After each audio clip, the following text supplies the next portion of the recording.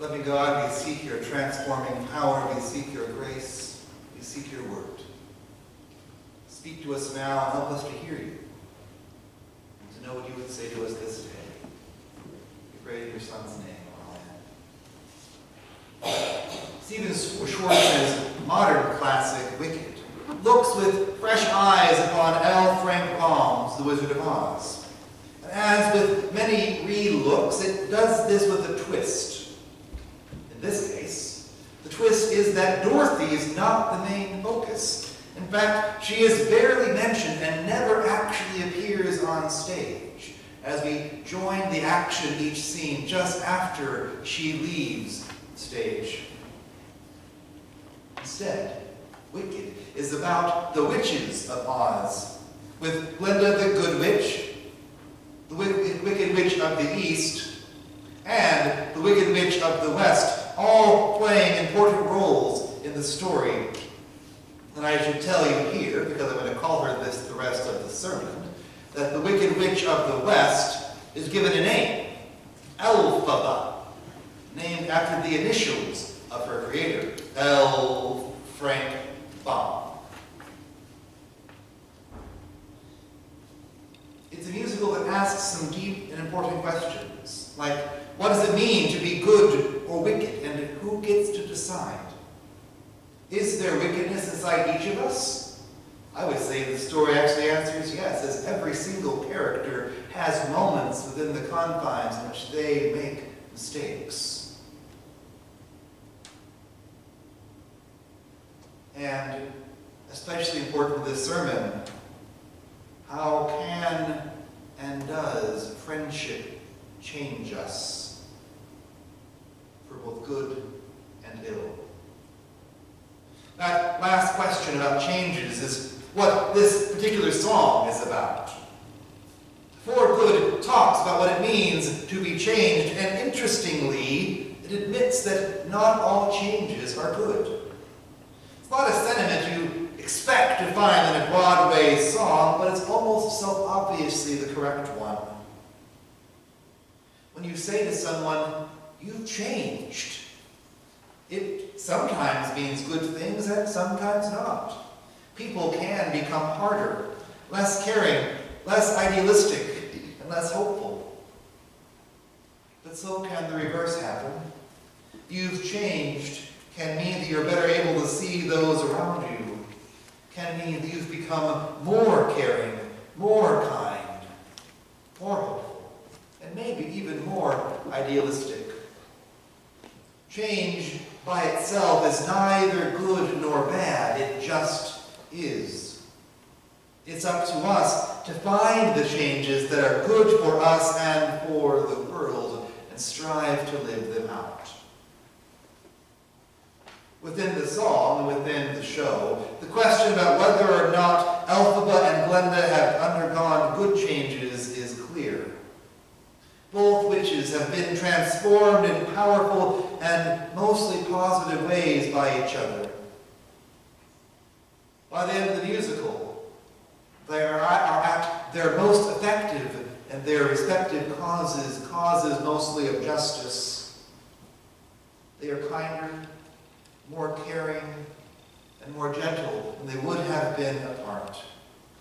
Their friendship has deepened the best part of themselves, and the world will be better because they have been friends. Well, the fictional world of Oz, anyway.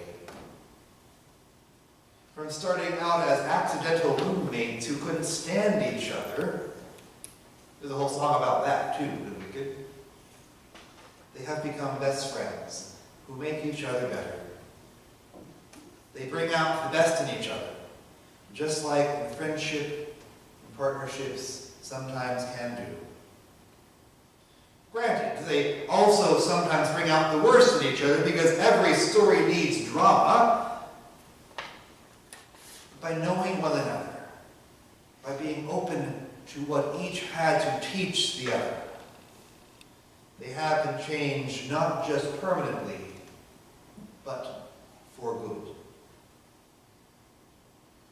We as a viewer understand this as we watch the characters question it during their song and really, so do they. The song asks the question, but they already know the answer. They've been changed for the better, for good. In our own lives, the answers aren't always so clear. And so we must constantly ask ourselves if the changes we see in each other are good, and how we can make changes that are for the good. In part, we've been grappling with this all summer as the course of this sermon series. During the past few months, the idea of change has been an implicit underlying theme, because music can change us, and each sermon has looked a little at the ways that we might allow ourselves to be changed by the songs that we know so well. We've examined and Lean on Me. Our participation in the church calls us to be a people who support one another, who allow others to lean on us, and who lean on each other when we need a hand. We've been examined in several sermons these past few weeks how our call of discipleship includes a call to care for the least of these, to work for God's justice, righteousness, and shalom. We asked how we are called to be changed by the cross in the song called Shower Treatment, and how we are called to give as Jesus gave to those in need, who need the love we can offer. And just 2 weeks ago, we looked at the powerful change that can come with forgiveness, even while acknowledging, as does the song from Hamilton, that change, and especially that particular change, can be hard. But as I said, not all changes are useful or good. And as proud as I am of how the sermon series has gone, I don't think my words by themselves are enough of a tool for us to know when to discern what changes are good or bad. So how do we know when the change is for the better or not? How do we know when we've been changed for good? There's probably no one answer, but our scriptures this morning give us at least one suggestion, and I think a pretty good one at that. The fruits of the Spirit. Paul writes these words. By contrast, the fruit of the Spirit is love, joy, peace, patience, kindness, generosity, faithfulness, gentleness, and self-control. There is no law against such things. These are the marks that Paul gives. They are how Paul says we are to reach for our goals as Christians. And in fact, they're not only the goals we're to strive for, though they are that too. And they are not only ways that we can see Christ in another person, though also that too. They're how we can grade ourselves. They're how we can see our own changes for the better and see how far we still have to go. Each one of them could be a sermon to itself. Love, after all, is what we're all about as Christians. Love of God, love of neighbor, love lived out toward those in need, and love taking action, which is how you define justice. We're invited to find joy in our lives. But I talked about with the kids in the front. Joy even in the midst of hardship.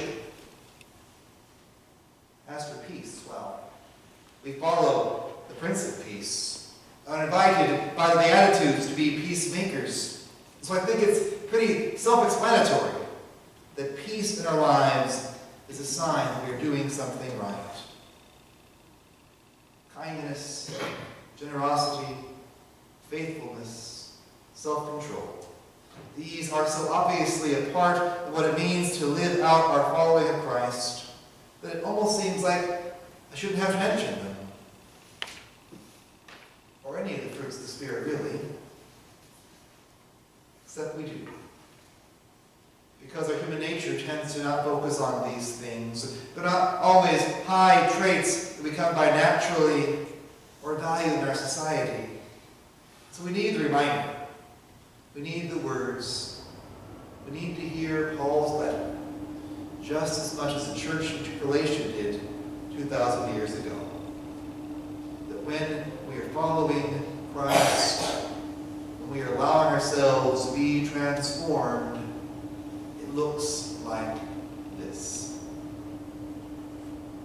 But there's one more reminder hinted at all that I've just said, and that's this.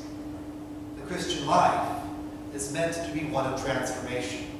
It's meant to be one of changes. It's important not just to know what the changes look like, but to know that we're working on those changes to begin with.